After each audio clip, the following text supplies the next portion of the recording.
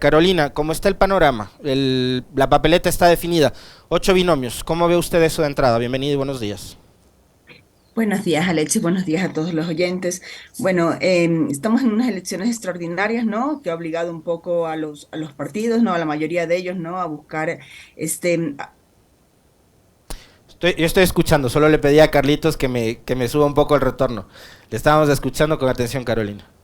Ok, a buscar un poco los candidatos con rapidez, ¿no? Tal vez con excepción de la Revolución Ciudadana, que tenía muchos cuadros de dónde escoger, ¿no? Los otros partidos han comenzado a correr, ¿no? Y muchos de ellos también vemos una vez más, ¿no? La utilización de estos partidos políticos como vehículos electorales, ¿no? Entonces vemos un Javier Herbas que corrió con la ID y hoy corre con otro partido.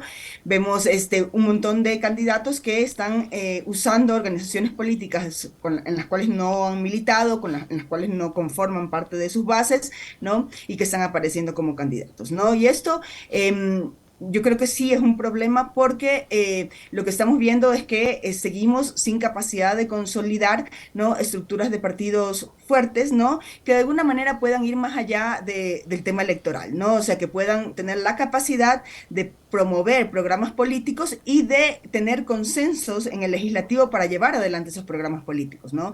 Un candidato que aparece sin una construcción de bases de formación política va a tener dificultades después para poder gobernar en la Asamblea y ya hemos visto lo que ha sucedido con el último gobierno que nunca fue capaz de conformar, ¿no? Una coalición fuerte en la Asamblea que pudiera respaldar su accionar. Y un poco con estas candidaturas, una vez más, que utilizan a los partidos como vehículos electorales, ¿no? Hace unas semanas estábamos ya en la feria de los partidos, alquilándolos, vendiéndolos, ¿no?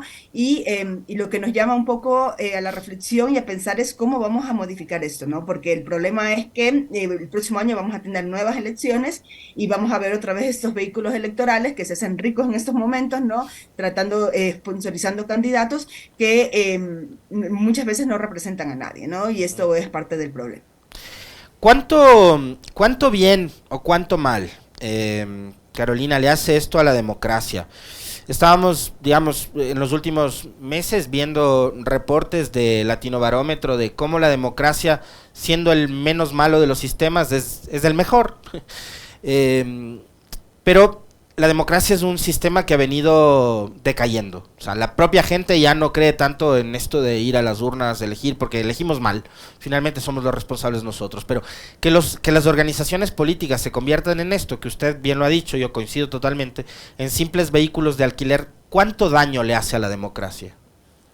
Mucho daño porque la democracia se basa en un sistema de partidos. La democracia representativa liberal, que es la que tenemos en prácticamente todos los países, ¿no? Porque es el modelo, el régimen político hegemónico, se basa en dos cosas muy importantes y en las dos tenemos falencias. Se basa en un sistema de partidos que tenga capacidad de agregar las preferencias de los electores y eso significa que esos partidos tienen que poder tener la posibilidad de ubicarse claramente en el espectro político, ¿no? Porque si no, ¿cómo agregas, ¿no? Las preferencias de los electores, ¿no? Entonces, lo que nosotros estamos viendo es que básicamente, y ahí sí, todos los partidos, incluyendo la misma Revolución Ciudadana, opera como partido cachol, ¿no? Como un partido que agarra todo, ¿no? Que se dice mucho en la terminología de ciencia política, que es un tipo de partido muy propio, ¿no? De nuestras épocas de modernidades líquidas, ¿no? Donde básicamente no tienen un programa político ideológico claro y oscilan dependiendo el termómetro con los electores.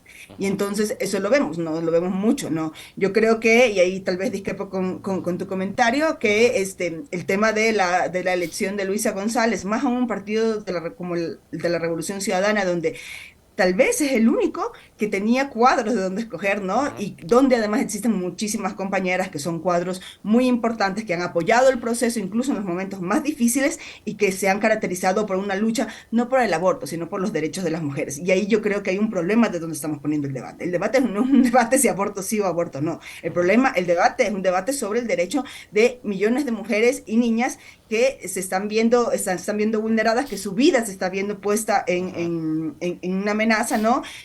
Porque no ha habido todavía ninguna fuerza política que se posicione claro en relación al tema.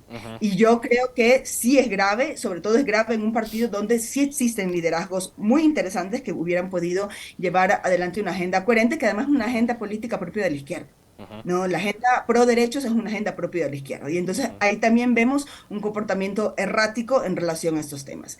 Y con los otros ni se diga, ¿no? Que hemos visto que los binomios han aparecido a último momento, ¿no? Y que además muchos de ellos no los conocemos, muchos de ellos además simplemente están buscando llegar al poder, ¿no? Entonces, claro, si es que las fuerzas políticas que están en la contienda electoral no te representan, entonces todo el sistema de la democracia liberal representativa se cae, porque se basa en eso, en la existencia de la representación. Y el otro tema muy importante es el tema de la opinión pública, ¿no? En el cual tenemos también graves problemas en este país, ¿no? Tenemos un problema con los medios de comunicación y cómo llevan adelante el relato, ¿no? O sea, yo cuando sucedió la muerte cruzada, yo no podía creer que el titular de muchos periódicos era que se iban a ahorrar X dinero en el pago 33 de las... millones de dólares, yo me lo tengo de memoria porque además Exacto. era copy-paste, en todos los medios era el mismo titular. Era, o sea, una barbaridad. ¿Cómo puede ser posible que en un Ujú. momento de crisis profunda de la democracia, cuando hemos perdido el órgano que representa a la población, el debate sea cuánto nos vamos a ahorrar? Le ¿Y cuánto nos pusieron vamos a avalúo a la ahorrar? No, democracia, Carolina.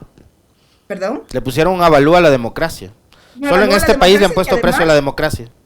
un avalúo donde no se están valorando un montón de cosas, ¿no? Que es más o menos como el avalúo que se está haciendo con el tema del Yasuní, sobre el que también ya voy a comentar. O sea, Ujú. es un avalúo que no está viendo el costo que significa para los ecuatorianos y las ecuatorianas, ¿no? Que un señor que no tiene legitimidad para gobernar esté gobernando vía decreto, ¿no? Entonces, y eso no se está valorando, y lo que significa también un daño de perder el órgano representativo, ¿no? Y eso es una manipulación de la opinión pública, cuando se debería estar discutiendo sobre los problemas, la crisis, cómo se va a garantizar que los decretos no se conviertan en una vía libre para que un gobierno sin legitimidad haga lo que quiera. O sea, estos son los debates que se tienen que poner en la mesa. Sin embargo, los debates han sido ¿cuánta plata me voy a ahorrar con los asambleístas, ¿no? Que eligió el pueblo para que le gobiernen y que ahora ya están cesados en funciones. O también una construcción, ¿no? De la Corte Constitucional como si fuera una especie de dragón que quiere quemar, ¿no? Las decisiones del presidente, cuando la Corte Constitucional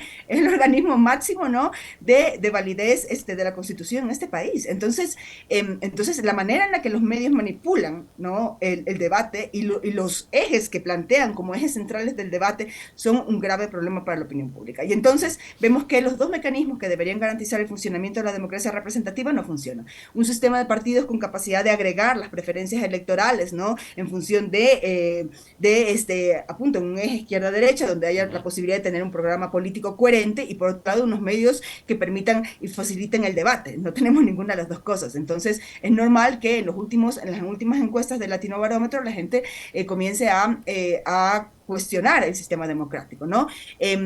Recuerdo el dato, por ejemplo, hay una pregunta que hacen en Latinobarómetro que es muy interesante, y les dicen a las personas si consideran que el gobierno, en este caso del Ecuador, gobierna para unos pocos, para los intereses de unas pocas élites, o para los intereses de las grandes mayorías, es decir, democráticamente. Y el 87% de las personas en la última encuesta, cuyos datos están disponibles, que son con datos del 2021, considera que se gobierna para unos pocos grupos. Entonces la democracia está capturada por esas élites. Ujú. Entonces ese es el panorama que tenemos, y claro, estas elecciones hechas de esta manera no ayudan nada a la democracia, y peor aún, unos medios de comunicación tan irresponsables en la definición de los temas y de las formas en las que tenemos que debatir sobre esas cuestiones. O sea, tan básico es el nivel de debate en los medios, como cita Carolina, que la disputa es nuevamente correísmo anticorreísmo, eso es todo. O sea, he visto varios programas de opinión en estos últimos días y el debate es ese, o sea, es correísmo anticorreísmo, es lograr que cualquiera de los otros 7 binomios le gane al binomio de la Revolución Ciudadana. Ahora, a mí me encanta discrepar, y ya que ha discrepado conmigo Carolina con respecto de la postulación de Luisa González, creo que sí. A ver, yo de entrada lo que decía es, y a diferencia de los otros 7 binomios, Carolina, y creo que esto también ameritaría un comentario suyo, los únicos militantes de la organización política que les auspicia son los de la Revolución Ciudadana. Yacu Pérez, partidos prestados. Daniel Noboa, partido prestado. Dan Topic, partido prestado. Otto Sonnenholzner, partido prestado. Bolívar Armijos, lo propio. Villavicencio, ni qué decirlo. Y Javier Herbas, que usted ya bien lo citaba, corrió por la ID. Venga, 2 años después va por Reto, que ya veremos después de qué va ese movimiento, ¿no? Pero, ¿qué dice eso? Que la Revolución Ciudadana, claro, tiene de dónde elegir tanto. y elige estos dos, pero los dos son militantes de la Revolución Ciudadana, de entrada. Y lo otro es, digamos, que pongan a alguien con estas características, que digamos, en materia de derechos de las mujeres choca con lo que, por ejemplo, propone Paola Pavón, o Marcela Guiñaga, o Gisela Garzón, o Jairén Noriega, o Paula Cabezas desde la Asamblea Nacional, da cuenta también de que es un movimiento democrático, ¿no? Bueno, es un movimiento democrático porque se ubica en un espectro de la izquierda y por lo tanto, además, donde sus bases, donde la mayoría de sus bases defienden una determinada postura pro derechos, ¿no? Y claro, yo inicié la intervención diciéndote que de todos los partidos políticos, de todos estos binomios, el único que no está utilizando un partido político como un vehículo electoral es el caso de la RC. Es el único, efectivamente, partido que ha escogido los candidatos desde sus bases y eso hay que reconocerlo, es muy importante, porque los otros son vehículos electorales. Como tú bien dices, no sabemos ni siquiera dónde ubicarlos en el espectro político. O sea, es gravísimo. Cuando bueno, yo soy profesora, ¿no? En la universidad, y cuando doy estas clases de régimen político, les digo a mis estudiantes, ubiquen a los partidos políticos en el espectro izquierda-derecha, no saben dónde ponerlos, con excepción de dos, tres. O sea, los socialcristianos sabes que los pones en la derecha, a la Revolución Ciudadana la pones en la izquierda, dependiendo de quién opine, hacia el centro o un poquito más hacia allá. También dependiendo de las facciones que estamos viendo, porque la Revolución Ciudadana no es homogénea, ¿no? Es profundamente heterogénea y se ubican, ¿no? En diferentes puntos del espectro político, pero no saben dónde ubicarles. Entonces, claro, ¿cómo un partido político que no puede ni siquiera ser ubicado en el espectro izquierda-derecha puede proponer un programa electoral coherente? No, ese es el problema. Pero por otro lado, yo creo que dentro de la Revolución Ciudadana sí existen unas sensibilidades que incluso han batallado durante todo estos periodos, estos últimos dos periodos de gobierno, ¿no? Tanto el de Lasso como el de Moreno, en favor de los derechos de las mujeres. Y yo creo que eso no se está reconociendo dentro de ahí, porque si bien la Revolución Ciudadana sí es un partido, o sea, bueno, no podría estar catalogado como un partido político porque es muy nuevo, ¿no? Como RC, ¿no? Pero sí es una organización política con estructuras de base y con una militancia clara y con todo esto, no es una organización política con toma de decisiones democráticas. Y eso estamos claros. O sea, la democracia no puede ser aplaudo en todos si estamos de acuerdo. Y esta es la manera en la que funcionan las tomas de decisiones en la Revolución Ciudadana. Entonces, y eso se evidencia también ahí. O sea, yo no creo que Luisa González represente el sentir de muchísimas mujeres que han estado militando incluso en los momentos más difíciles de estos últimos periodos en la RC y se está desconociendo eso.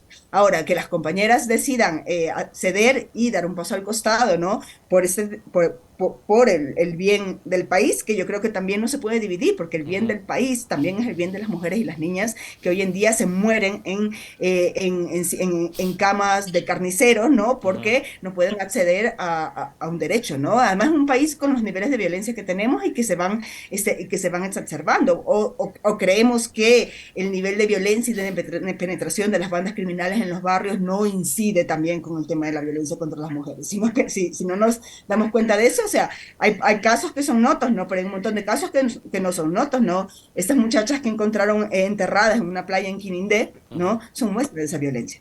Entonces, decir que no es un tema prioritario, a mí me da un poco de miedo, ¿no? Porque claro que es un tema prioritario, porque nuestros derechos nunca son prioritarios. Y no es solo una cuestión del aborto, es una cuestión de la vida. No estamos hablando del derecho al aborto, estamos hablando del derecho a la vida de las mujeres y de las niñas, ¿no?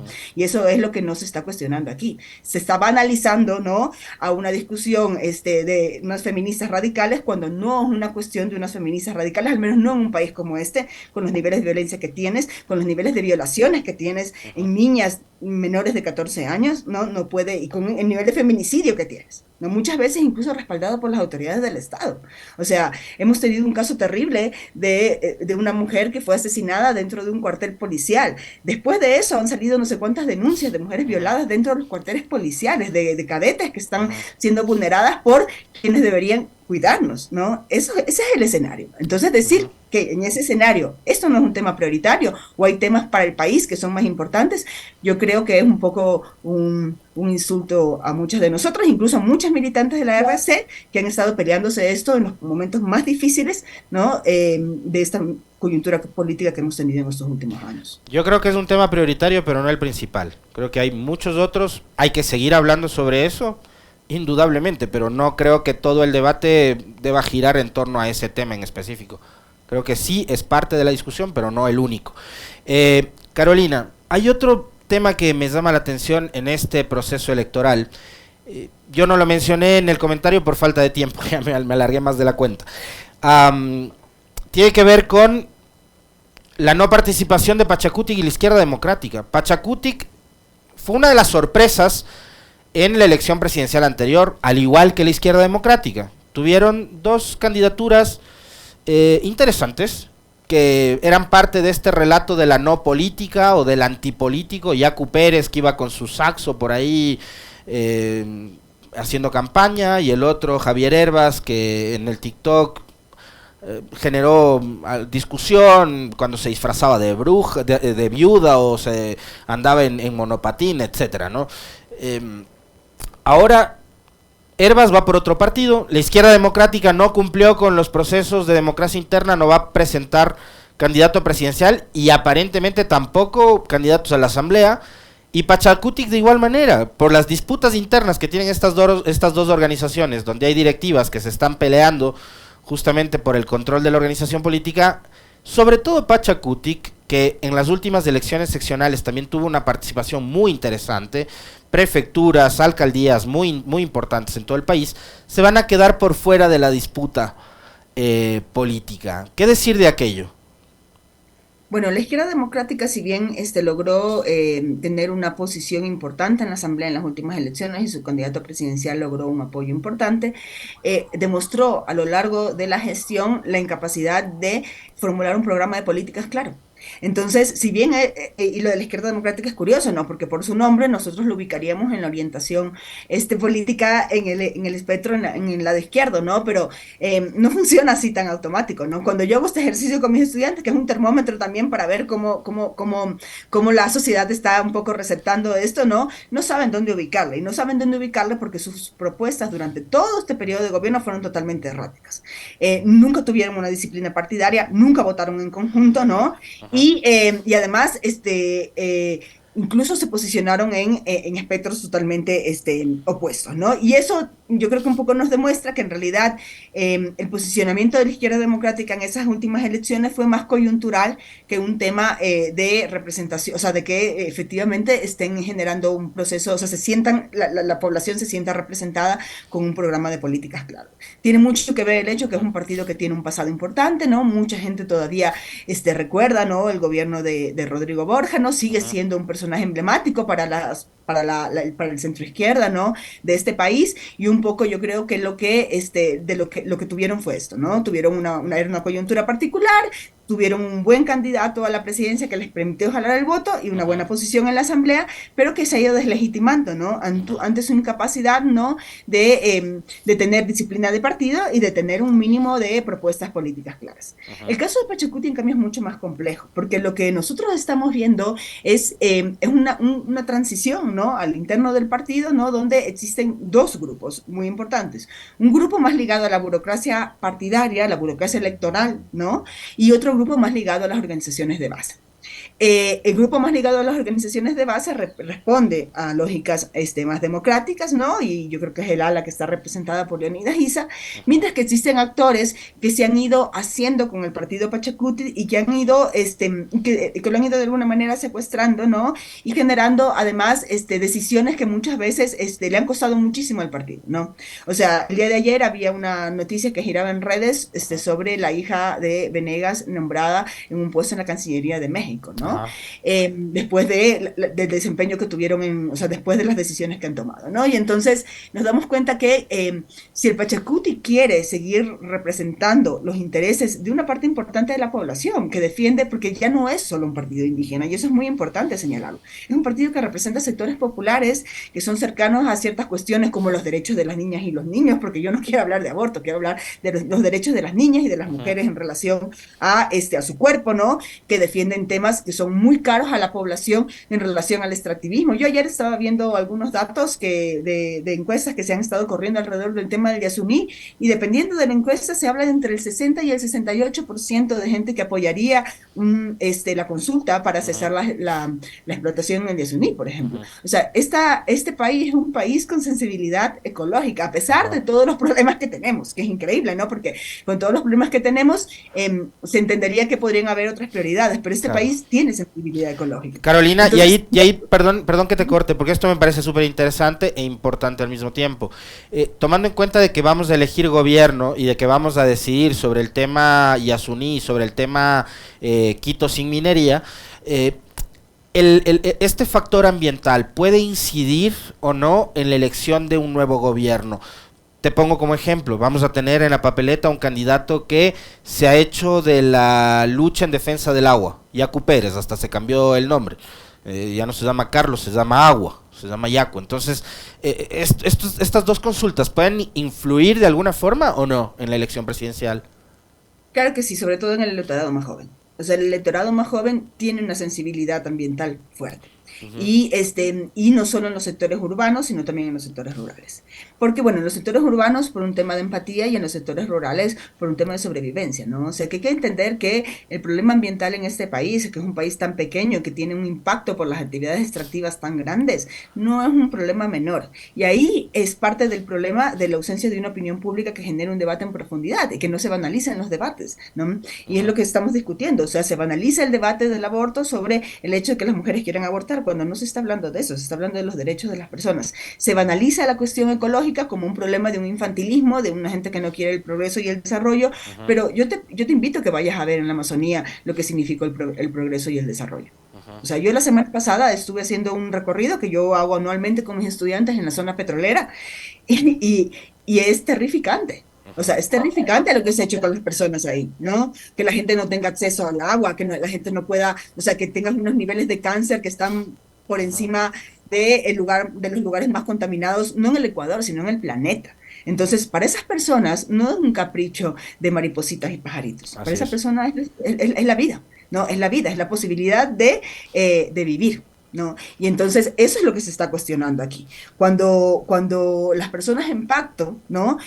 O en el noroccidente dicen un Quito sin minería, promueven una consulta de un Quito sin minería, no están hablando solo de no actividades mineras para proteger a las maripositas, sino que están hablando de proteger primero sus modos de vida y segundo la vida misma, porque el Ujú. problema es que estas actividades no se pueden hacer sin impactos. Y Ujú. eso está comprobado. Incluso las mismas empresas te lo dicen, ¿no? Cuando yo asistí a algunas reuniones de las empresas mineras que están operando en el sur, y ellos hablaban de la limpieza ecológica que iban a hacer, pero cuando uno les preguntaba cuánto tiempo se demoraba la remediación, ellos te decían 150 años, y tú les decías, oiga, pero su contrato es de 40 nomás. Y los otros 90 años, ¿quién asume? Eso es el Estado ecuatoriano. Ujú. Entonces, esa es la cuestión. Y entonces, claro, cuando además los medios de comunicación, que les hemos visto en una campaña feroz durante toda la semana pasada en contra de la consulta por el Yasuní, ¿no? Hablando de los 1.300 millones que se Ajá. van a perder, ¿no? Por la no extracción de ese petróleo, yo me pregunto, ¿pero por qué no estamos calculando los costos que implica la extracción de petróleo, ¿no? Porque yo acabo de venir de la Amazonía recogiendo algunos datos de esto, y la remediación promedio de una piscina cuesta 300, de la remediación promedio de una piscina, ¿no? Que generalmente por cada pozo tienes 4 o 5 piscinas para acumular desechos, se estima en alrededor de $360.000. Ujú. Entonces, si la remediación de una piscina cuesta $360.000, ¿no? Y los tratamientos de cáncer de las personas ligados a esto cuestan tanto más, ¿no? Y entonces, ¿por qué no estamos haciendo ese cálculo cuando hay que sopesar cuál es la pérdida en temas de nuestra acción petrolera o minera? Ujú. Porque eso es lo que nos está hablando, ¿no? Y el problema es que, claro, hay un sesgo en la economía que no considera todos los costos ambientales y sociales que implica esto. Si nos ponemos a hacer la cuenta bien hecha, nos vamos a dar cuenta que perdemos más que ganamos. Ujú. Y entonces, y ahí una vez más, la opinión pública no está poniendo el punto en el debate. La opinión pública está secuestrada, así como está secuestrado el Estado, según la mayoría de la población, cuando contestan que el 87% de las personas considera que se gobierna para una élite minúscula y no para las grandes mayorías. Asimismo, la opinión pública, los medios de comunicación manejan una opinión pública capturada para ciertos poderes, ¿no? Que están ahí, ¿no? Y los hemos visto toda la semana pasada desfilando, ¿no? Y diciendo cuánto el país va a perder por no extraer el petróleo del Yasuní, pero nadie está hablando de los verdaderos costos de la extracción del petróleo en el Yasuní, que es lo que se debería estar haciendo para que la gente pueda tomar una decisión informada, que es la base de la democracia representativa. Porque en la democracia radical, en la democracia directa, que es imposible en un país con 14 millones de habitantes, ¿no? Íbamos todos y decidíamos, ¿no? Levantábamos la mano en Grecia, no iban todos a la asamblea, les preguntaban, ¿ustedes qué opinan? Y la gente levantaba la mano. Pero aquí nuestra opinión pública se forma, o sea, nuestra opinión en relación a las elecciones, en relación a las consultas, se forma en base a los medios de comunicación. Si los medios de comunicación no están promoviendo un debate amplio, informado, que de verdad genere insumos para que la gente tome una decisión, entonces estamos con un problema muy grave.